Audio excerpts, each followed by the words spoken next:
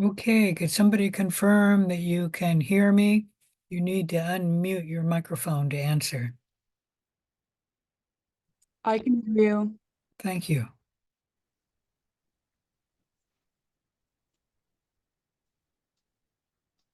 Oops.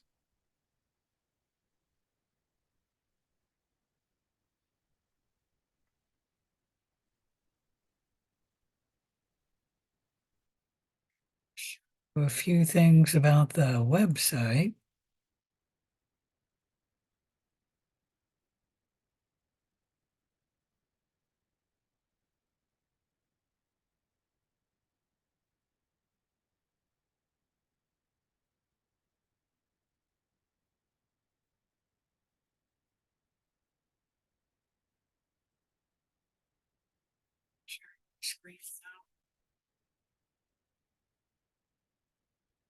Uh, One easy way to get into the course is, of course, to click the link for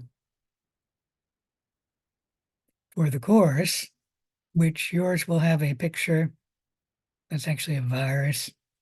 We'll talk about it a little bit later. So pick on the course, or this is slow today, probably because of the start of the term. And then come on over here to Zoom meetings. First, you have to close that down. Get that out of the way. And then you can click on all my Zoom meetings.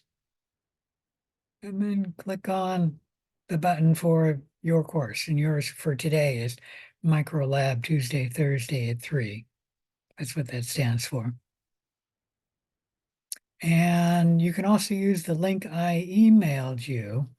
I've heard that the catalog for the other class is screwed up. I'm not sure if it's working for this class. If the catalog is working, that's fine. You can use the link there as well. Any questions about any of that?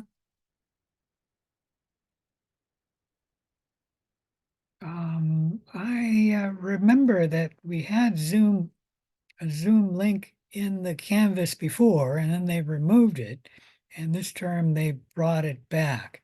As far as I know, this is the first term that it's been brought back. Let me close that down. You should take a look at the website. I'll talk more about this when I'm talking about the lecture, but there's a bunch of information up here. Why is this looking funny? Oh, that's better. Nope, it just shut down again.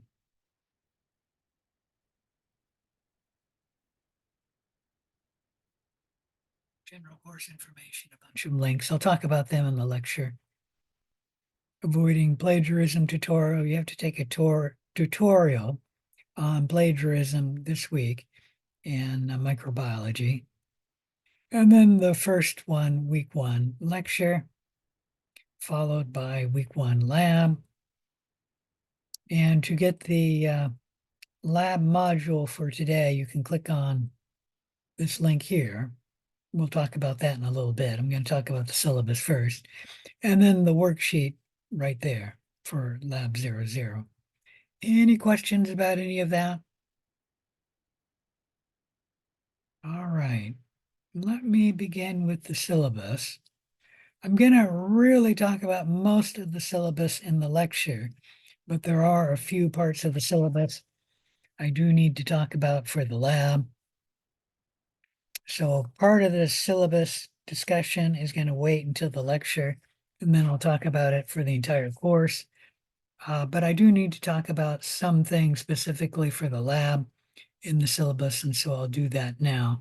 So at the very top, you can get the information on the course, how to contact me. I actually prefer the Canvas email, and I will be checking this email probably 5 or 6 times a week, meaning 5 or 6 days a week. Certainly at least every other day. I may not check the Canvas email like on Saturday or Sunday, but I will do it on one of those 2 days. And then because I've got class Monday through Thursday, I'll be checking the email every day, Monday through Thursday. I'm pretty sure you know how to use the Canvas email. You may use my clark.edu email. However, I get a bunch of junk email sent to that. And so I'm only going to check that email about twice a week. So if you want a quick turn, email me at the Canvas email. I do have an office hour, not office hour, but I'm not going to be on campus because all the classes I'm teaching are online.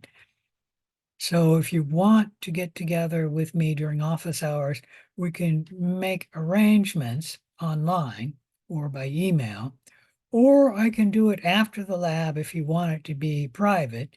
And if you don't mind other students perhaps hearing it, we can even do it in the lab after I'm done talking in the lab. Any questions about any of that? All right. All the other information I'll talk about in the syllabus, in the lecture, except for what I need to talk specifically about the lab.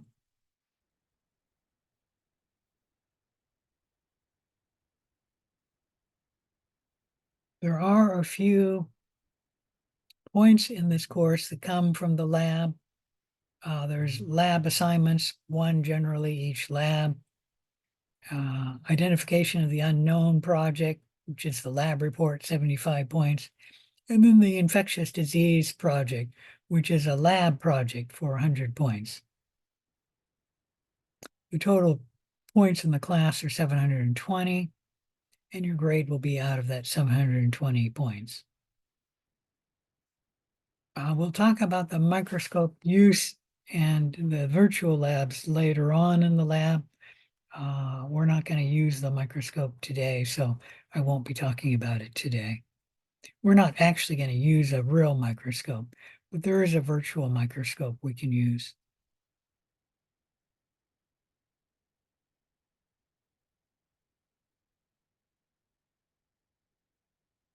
The safety information for students and physicians is mainly intended for students going to a real microbiology lab where they're walking into a real lab and then they're exposed to real organisms. Everything we do will be done online, so you won't really be exposed to a real microorganism. But we do have the safety information up there in case you got exposed to a bacteria and then you get an infection from it. You should know that microbiology labs are operated in a biosafety level 2 or BSL2 setting at Clark College. So personal protective equipment is worn. Students must wear a lab coat, gloves, and when there's a splash hazard, they must wear goggles as well.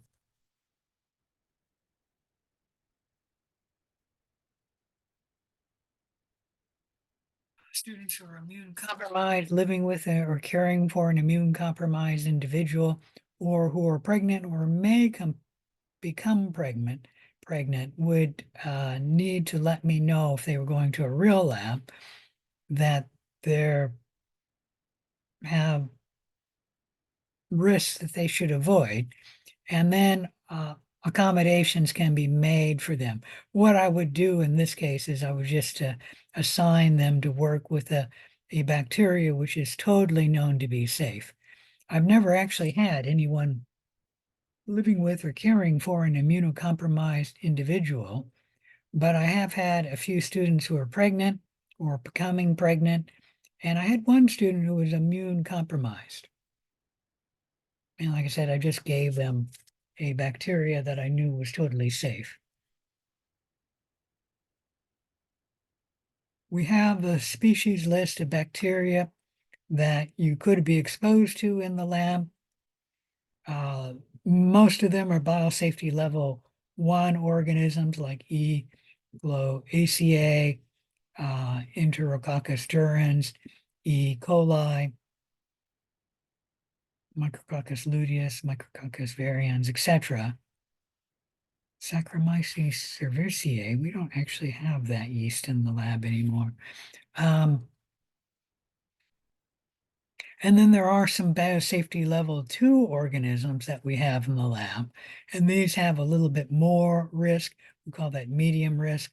That would be Enterococcus faecalis, Proteus mirabilis, Pseudomonas aeruginosa, which you may have heard of.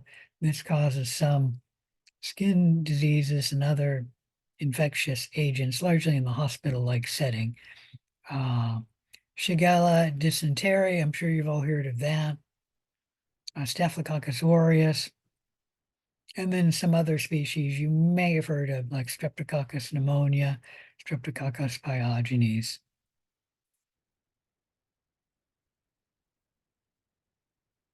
And then we have some lab safety rules.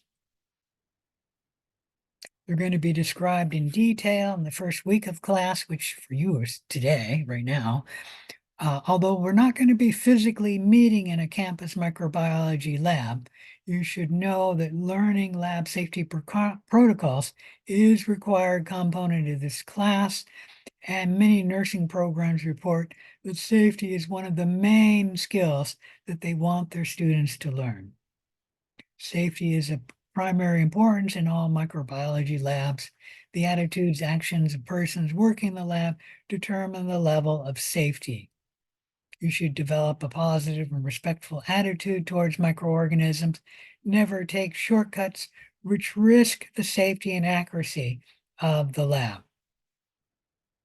There won't be any penalty because obviously you're not going to be working in a real lab, but in our microbiology lab, you're not allowed to take personal items to your lab bench. That would be like your books, your papers and pencils, and then take them home with you.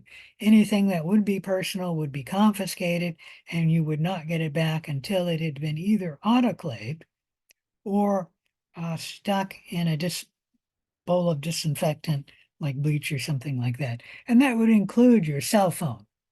And both the autoclave and the bucket of bleach would destroy your cell phone. Only enrolled microbiology students and staff are permitted in the lab.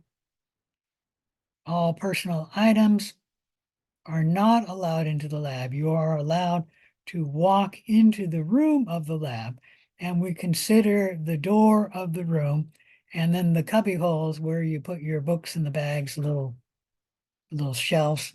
We consider that outside of the lab. And you put your backpack, your coat, your purse if you have it, all your books in that space. So all personal items go in there. That part is not considered the lab, and then you walk a few feet to the sink to go wash your hands, and that we consider inside the lab. So that's a little distinction that we make. Inside the lab is actually a few feet away from the cubby holes in the door. Any question about any of that? So all personal items are left in the storage cabinet bins that I call the cubby holes. And then you go and wash your hands. You then go and put on a lab coat, which are hanging in the lab. You then put on gloves. And if there's a splash hazard, you then go and put on goggles. Goggles only need to be worn when there's a splash hazard, something that can splash into your eyes, like a liquid culture, a liquid broth that you're growing microorganisms in, or something that would be hazardous to splash into your eyes, like in the Gram stain, the crystal violet.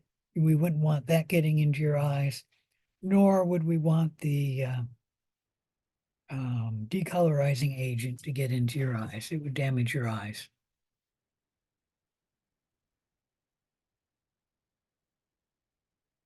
You are allowed to take notes and to write in the lab, but we supply pencils and paper for you. And then that stuff has to stay in the lab. So if you're taking notes, what you'd have to do is take a picture of the notes and then email the picture to yourself. And then you can get your notes at home, like review your notes or work on your assignment. But you're not allowed to take anything that's in the lab out of the lab. And then personal items are not allowed into the lab proper. Any questions about any of that? Now, with that said, there are a few personal items we do allow into the lab. Those are mostly personal items that you're wearing, like jewelry you're wearing. You don't need to take that off. Your eyeglasses, if you have them, you can obviously take those into the lab. And a watch, you can take that into the lab, although you should put that underneath your glove. And things like eyeglasses and jewelry you're wearing, you shouldn't touch them when you're in the lab. Any question about any of that?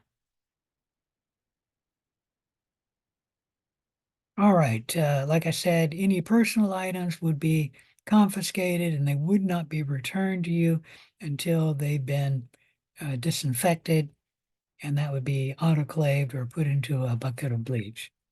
And that would destroy anything that's electronic.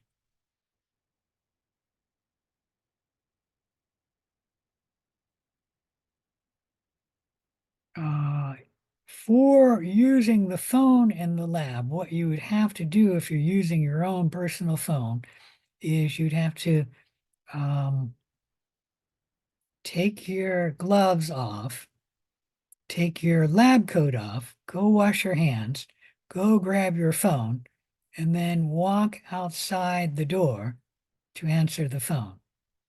And then to come back, you'd have to put your phone away, go wash your hands again, go put on your coat, go put on your gloves, and then you can return to working in the lab.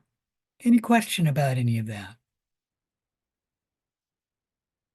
And inside the lab, you don't need to know this because we're not going to go there. We actually have a landline in the lab, which you could use, and you could leave your lab coat on and your gloves on to use that phone.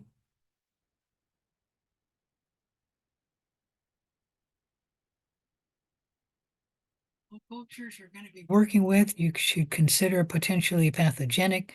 Keep hands, pencils, and other materials out of your mouth, ears, nose, etc.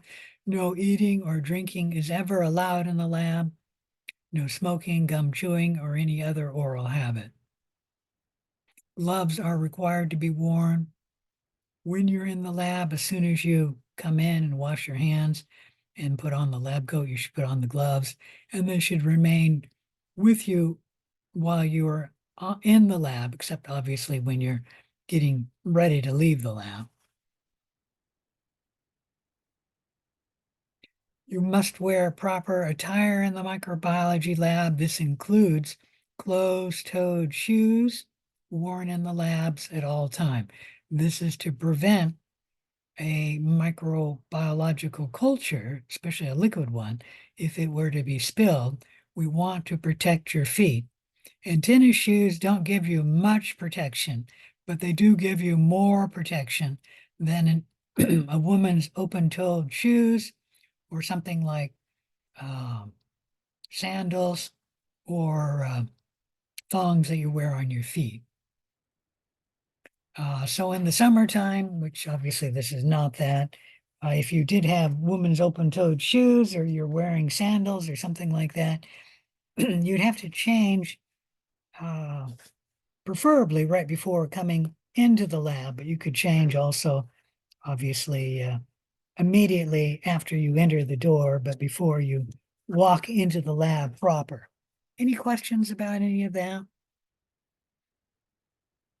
And then when you come into the lab, you put your things in the cubby hole, go wash your hands, go put on a lab coat, go put on gloves, go walk to your work area, which we have a bench for you to work at. And then you should disinfect that area at the start of the lab. Then you can do work in that area, meaning work with your cultures. And then when you're all done, you should disinfect the area you worked with, the last thing you do, and then take off your gloves. If there's no spillage or you haven't touched any direct microorganisms, you can then put the gloves in the garbage can. If you did spill cultures on them or you touched bacteria, like you put your finger for accident in with gloves in a petri dish and picked up bacteria on your gloves, then those gloves should be put in the biohazard container. Take off your gloves, take off your lab coat, go wash your hands, go pick up your book bag and anything else personal you brought into the lab, and then you can leave the lab. And that would be the way we would do it every time you come into the lab and every time you leave the lab. Any questions about any of that? Okay, the people who have come late, you're going to have to view the lab um, online because you just missed some really important information. And you're going to be tested on this information, so you do need to view it.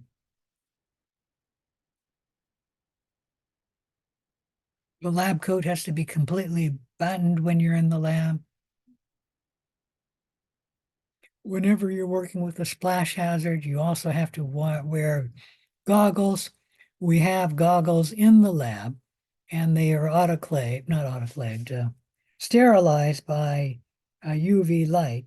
So after you're done with them, we will sterilize them, and then they'll be ready for the next students. You only need to wear goggles while you're actually working with the splash hazard. Once you're done with the splash hazard, the goggles may be removed. Cleanliness is a virtue in the microbiology lab, so you should always disinfect your lab bench before beginning your work in the lab. And then after you're done, when it's time for you to leave, you should disinfect the lab bench afterwards. In the first lab, we'll talk about the safety equipment, fire extinguishers, fire blanket, eye wash station, first aid material, etc. Obviously, because we're not going to go in the lab, you don't need to know where it is, but you should know we have laboratory safety equipment in each lab. Accidents should be reported to your instructor. Minor accidents should be cleaned up as follows. Always clean broken glass first. Broken glass can cut your skin, and the glass, if it's contaminated with numerous microorganisms, would be a hazard. Always use a brush and broom and a dustpan to clean up broken glass. Never use your fingers. Dispose of broken glass in the broken glass container. Strong acids and bases should be diluted and neutralized and then wiped up quickly. Spilled bacterial culture should be cleaned as follows, including if there's broken glass in it. You should cover the spilled material with lots of paper towels. Drench the paper towels with a disinfectant. Let it sit for 15 minutes. That's to kill the microorganisms. Before wiping it up with fresh paper towels if needed, remember to pick up the broken glass first. Put it in the broken glass container. Discard the paper towels in the biohazard trash can area. Be sure to keep hair and paper and anything away from the Bunsen burners in the back to incinerators. You should tie your hair before use when you first come into the lab. So you should not have loose, long hair. If you have long hair, you should tie your hair. Gas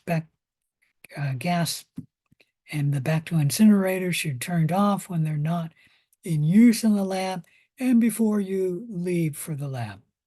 Mouth pipetting is never allowed. Never take cultures out of the lab. Samples, like bacterial cultures, can never be brought into the lab without authorization from your instructor. If you have a cut or a sore on your hand, you should wash your hands as normal and then go apply a Band-Aid. We do have Band-Aids in the lab with the Band-Aid over the sore, and then put your glove on top of the Band-Aid. You should always wash your hands normally, and then when you leave, you should take off the glove, wash your hands again, and if you wish, you may put on a fresh Band-Aid. All microbiological cultures must be labeled completely with your name, the date, the nature of the specimen, and the medium used. You may also optionally put the temperature you grow the organism at. Old specimens are to be discarded in the following ways. Agar plates, they're in a plastic container, should be put in the biohazard container. Anything plastic, like a plastic pipette that has touched microbiology cultures, or paper that should touch cultures, should also be put in the biohazard container. If the plastic pipette or the paper has not touched any cultures, they can be discarded in the regular trash can. That's the same with your gloves. If they touch cultures, put in the biohazard container. If they have not, they may be discarded in the trash can. Glass slides, cotton swabs, and then the cover slip should be put in a container specifically labeled for either slides, cover slips, or cotton swabs. And they will have a disinfectant in the container. There'll be like a beaker, and then you put those in there. Do not put, obviously, glass slides in a container for cotton swabs and cotton swabs in a container for glass slides. Pipettes, if they're glass pipettes, should be put in the appropriate labeled container for used pipettes. We almost never use glass pipettes, by the way. We do use glass test tubes. We don't really use glass beakers. But if you use a glass test tube, you should remove the labeling tape and then put it in the test tube rack for used test tubes in the back of the lab. Any question about any of that? All right, supplies needed for the current modules are at the front of the lab. There is a place for stains and culture media. Let's see, that's in the back of the lab. And then you're assigned a drawer with your lab partner. You may use that drawer for storing your pencils, your papers for use in the lab, and those remain in the lab. And anything else you want to store can be used in those drawers as well.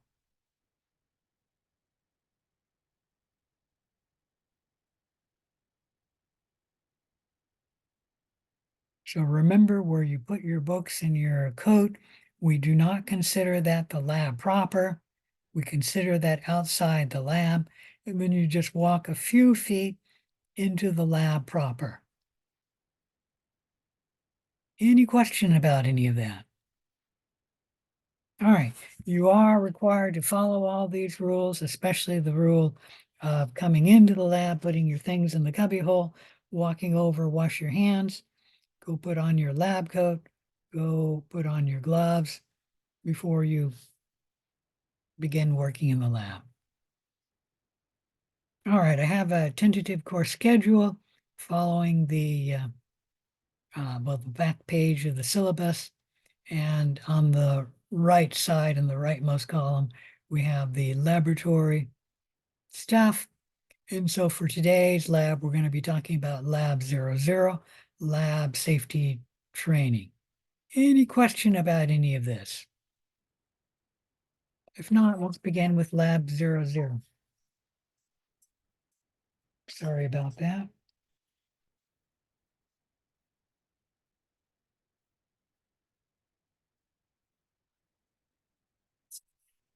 00.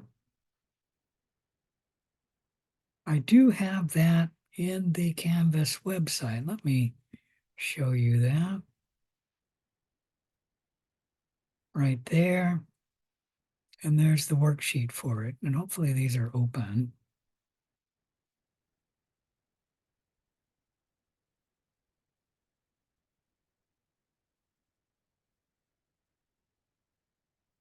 Well, at least from noon, if not midnight at January 9th.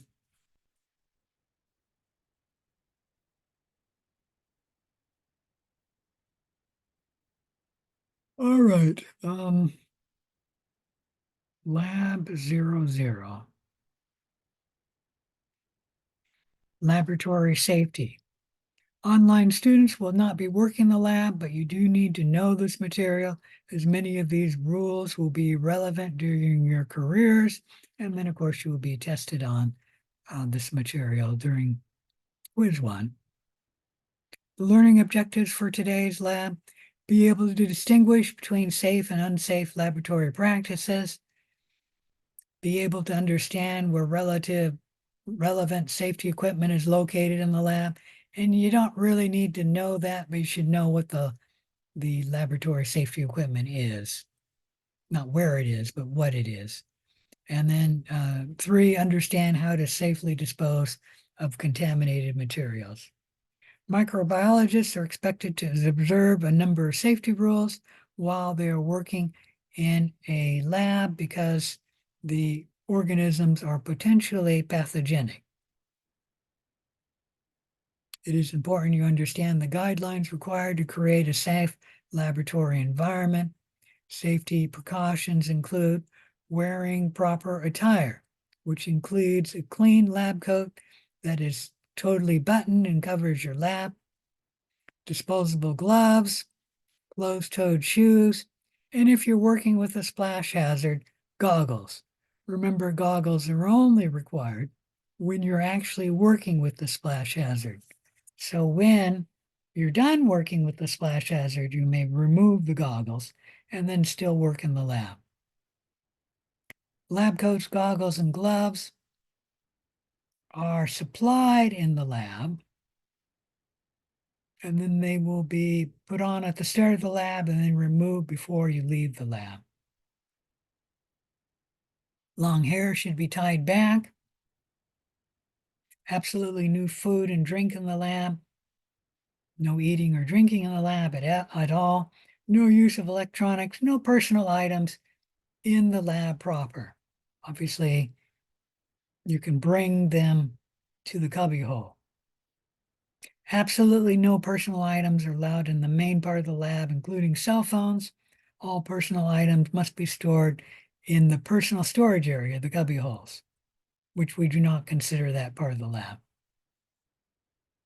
Anything that is brought into the lab will be confiscated and not returned until it has been soaked in bleach for 15 minutes or autoclaved, and that would destroy anything electronic. If you're coming into the lab, you should be dressed something like this, and your hair should be tied back as she does. You should have a lab coat on, gloves, and closed-toed shoes. Now, there are a few other items which this person is wearing, which they should have on for the lab. And you have to look at the picture because there's a question about this, and you just have to look at the picture and answer the questions. Any question about that? So the lab doesn't tell you what else you should have, but obviously long pants is a good thing. At least pants should be worn for safety in the lab. No food or drinks, cell phone, headphones, anything like that ever in the lab. Keep your work area clean and uncluttered.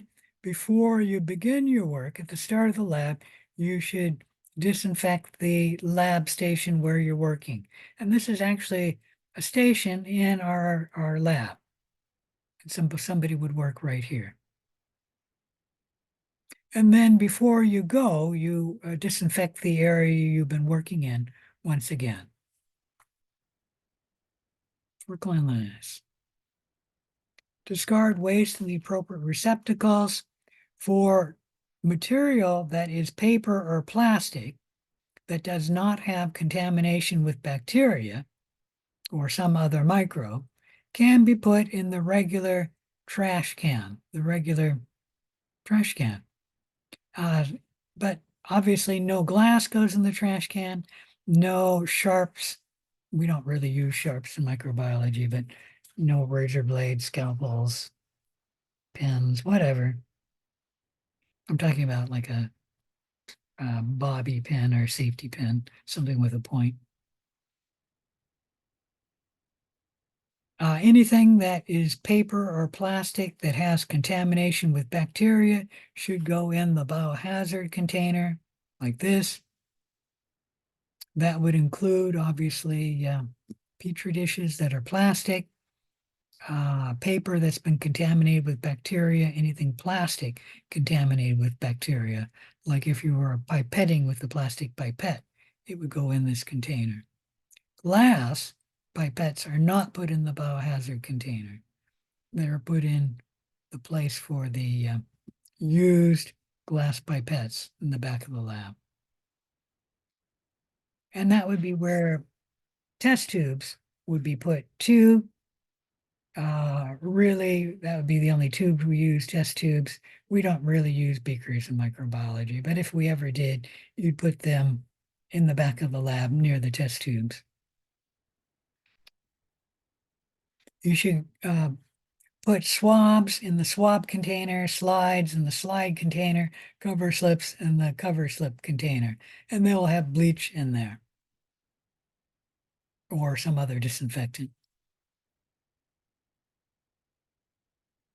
So anything that's contaminated is either put in the biohazard container or it's sterilized prior to disposal and reuse. And actually, that's what's happening with the biohazard container. It will be pulled out of here, put in the autoclave, and then after it's been autoclaved, which will kill any microbes, can be put in the normal trash. If you're ever unsure of how to dispose of something, please ask your instructor.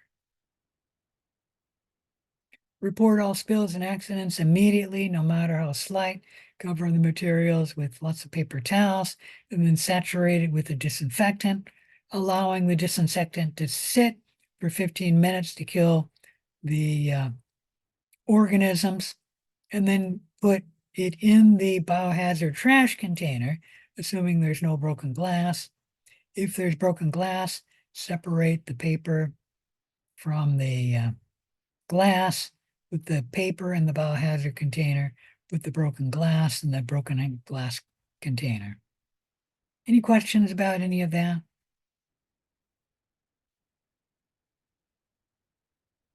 All right, never pour reagents back into a container. Don't dump chemicals down the drain. We have special places to put hazardous chemicals. No mouth pipetting at all in the microbiology lab. No chewing your nails. You wouldn't have bare fingers, but none of that in the lab. And then no chewing anything like a pencil in the lab. Never leave a Bunsen burner or a Bacto incinerator turned on when they're not in use. Turn them off. Realize with the Bacto incinerator that if you turn it off and it cools for, I don't know, 3 or 4 minutes, and then you turn it back on, it will take time, about 5 minutes, for it to totally heat up. And so if you're ever going to be not using it for a short period of time, you'd want to leave it on. But if you're not using it and you're not going to be using it for, say, like half an hour, you should turn it off and then turn it on shortly before you want to use it, because it will take about 5 minutes to warm up. All right. You don't need to know the location of the safety equipment because we're not going to actually go into the lab, but you should know what safety equipment we have. An eye wash station, fire alarm,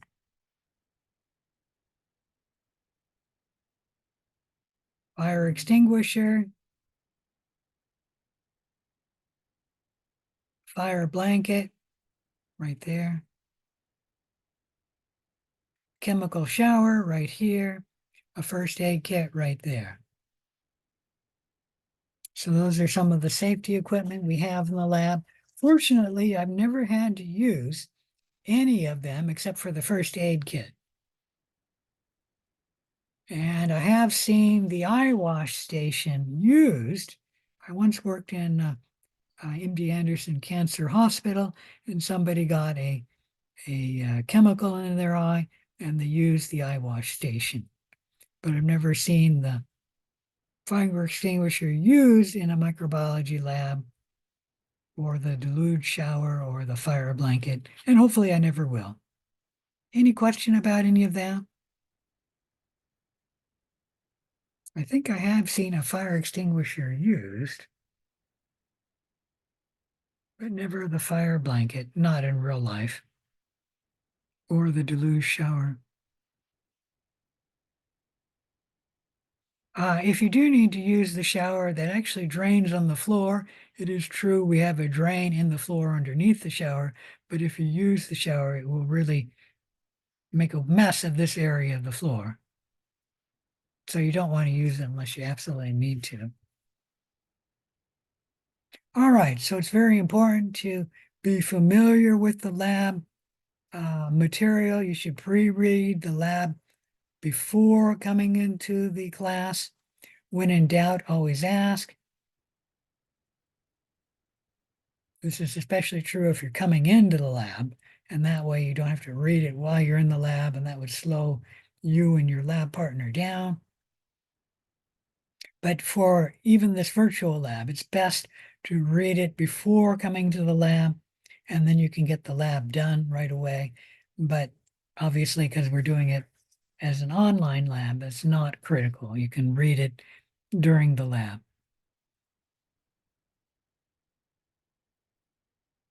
All right, this goes over some lab safety procedures.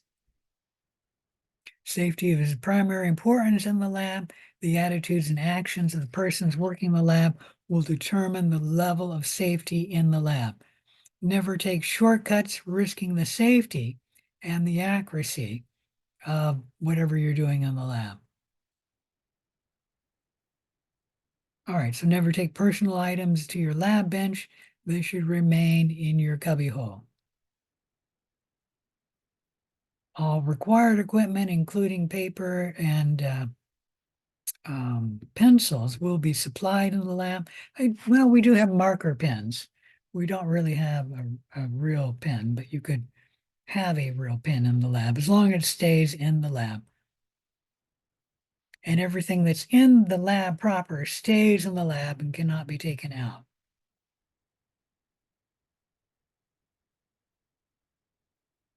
Normally, you'd sign an agreement saying that you agree to follow these rules. We don't do that for the online class.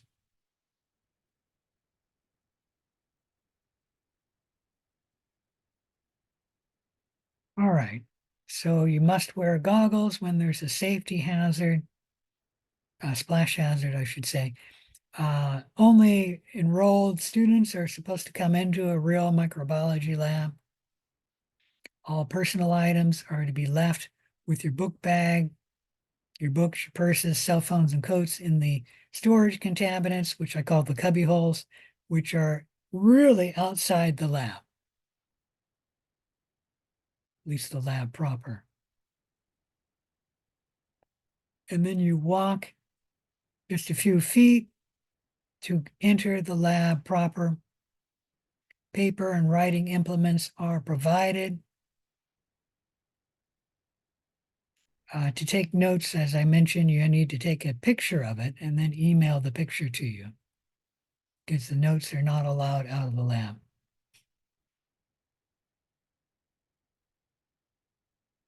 All right, anything that is personal would be confiscated. It would not be returned until it has been sterilized, which could destroy it. So you should consider all cultures you're working with to be potentially pathogenic. Keep hands, pencils, and other materials out of your mouth, ears, nose, etc. No eating or drinking in the lab. Gloves must be worn.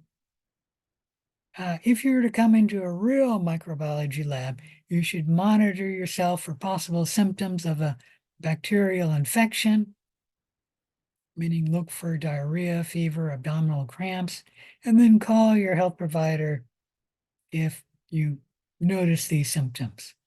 We have a document online about the bacteria used in the class and information for your physician, meaning safety information for you and your physician. Which, because we're doing it online, this is not as important. You should wear proper attire when you're in the microbiology lab. Closed-toed shoes are required, a lab coat, and then gloves at all times. If you buy a personal lab coat, you may bring it into the lab during the first lab, but then it must stay in the lab. And if you want it back, what you do is you just turn it into us. We will then turn it into the lab people. They will autoclave it and then wash it and dry it and then hang it up where you can then come in after the term to pick it up if you want it and take it home. Any question about that? No, lab coats do not need to be bought. We do have a number of lab coats in the lab, and students just reuse them from term to term. And obviously you reuse the same lab coat every day you're working in the lab. Goggles are to be worn if there's a splash hazard. You must disinfect your lab bench before you begin work and then after you're done with your laboratory work. Accidents should be reported to your instructor, and I've already talked about how to clean up an accident. Remember to disinfect the area first if there's cultures, and then after 15 minutes, pick it up, picking up the broken glass first.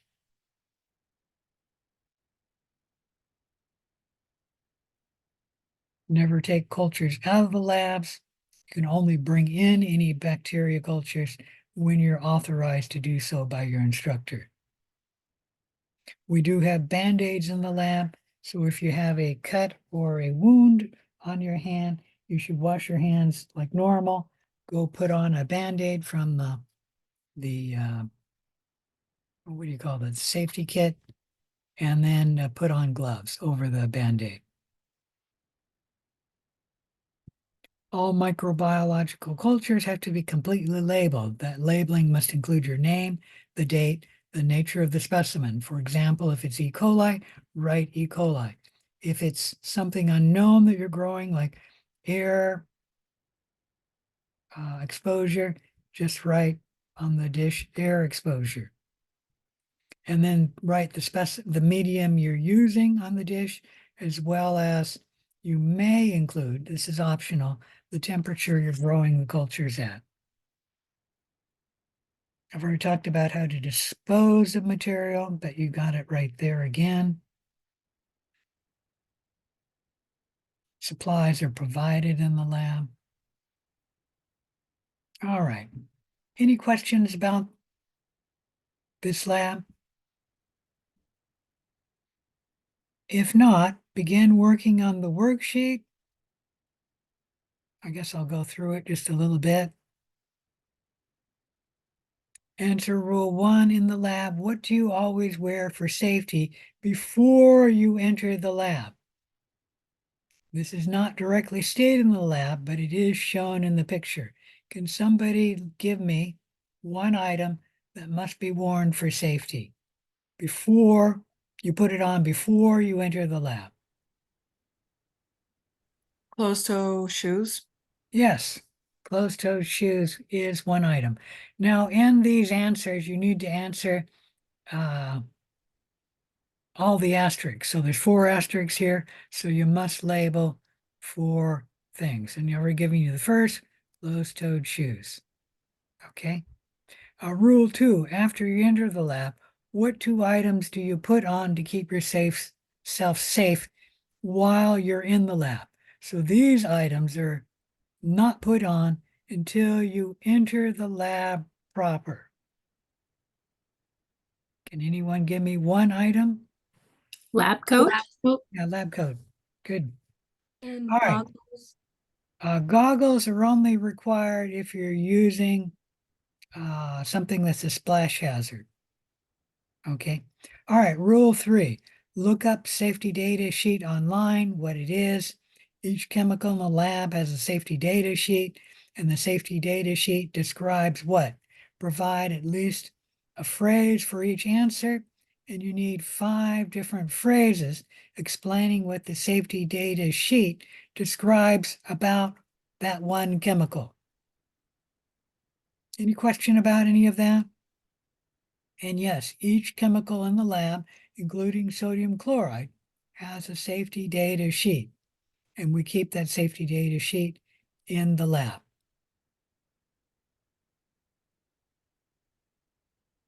Four, know the location of your safety equipment. You don't really need to know the location, but you should know what the name of 5 safety pieces of equipment that we contain in the lab. So list 5 safety pieces of equipment that are kept in the lab.